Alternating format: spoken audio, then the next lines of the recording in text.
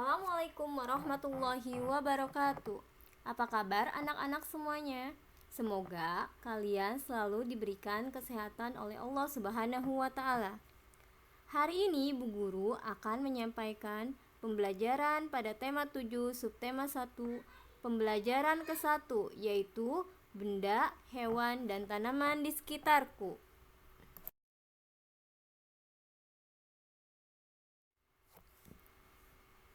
Materi pokoknya mengenai benda hidup dan benda tak hidup di sekitar kita.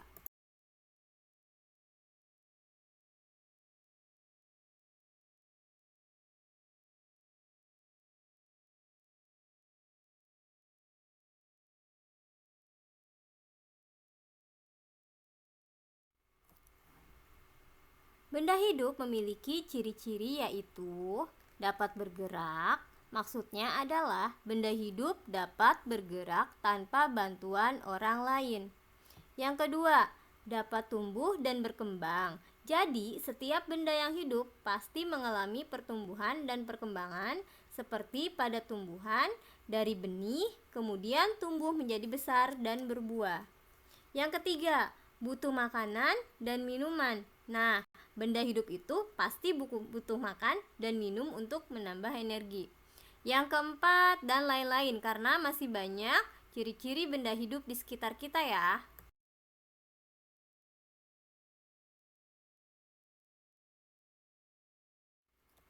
Sekarang kita akan cari tahu apa saja yang termasuk ke dalam benda hidup. Ada hewan, tumbuhan, manusia. Kenapa hewan dan tumbuhan bisa dikatakan benda hidup? Karena hewan, tumbuhan, dan manusia dapat bergerak tumbuh dan berkembang serta dapat beradaptasi dengan lingkungan sekitar.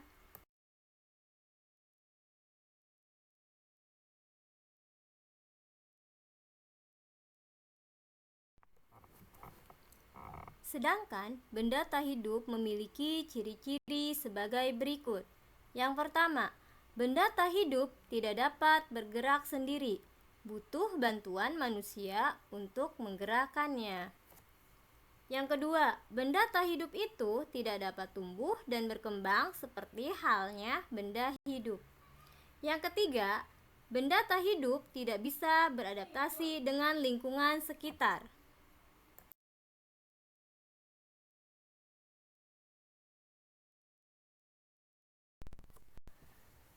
Banyak sekali contoh-contoh yang termasuk benda tak hidup.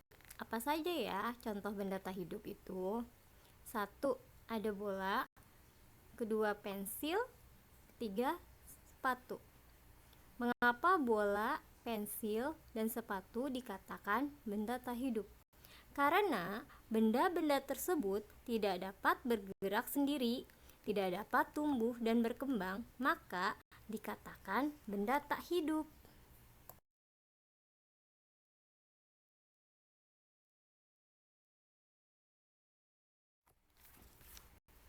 Berikut ini adalah lambang negara Indonesia, yaitu Garuda Pancasila, di mana pada lambang tersebut terdapat simbol-simbol Pancasila, yaitu sila ke-1 bintang, sila kedua rantai, sila ketiga pohon beringin, sila keempat kepala banteng, dan sila kelima padi dan kapas. Dari simbol-simbol tersebut terdapat benda hidup dan tak hidup. Ayo kita perhatikan bersama-sama. Simbol Pancasila yang termasuk benda hidup adalah terdapat pada sila keempat kepala banteng, sila kelima padi dan kapas, dan sila ketiga pohon beringin. Kemudian simbol Pancasila yang termasuk benda tak hidup terdapat pada simbol sila ke-1 bintang dan sila kedua rantai. Bagaimana? Sudah paham kan?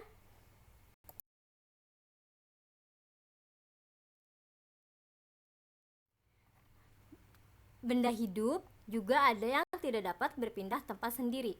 Contohnya, tumbuhan. Mengapa tumbuhan? Karena tumbuhan bergerak ke arah matahari.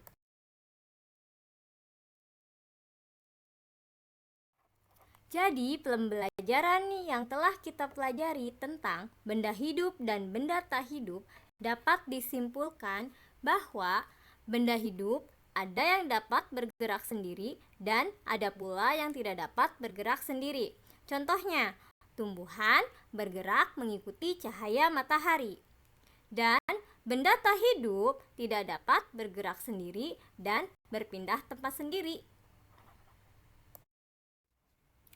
Demikianlah materi pembelajaran tentang benda, hewan, dan tanaman di sekitarku mengenai benda hidup dan tak hidup.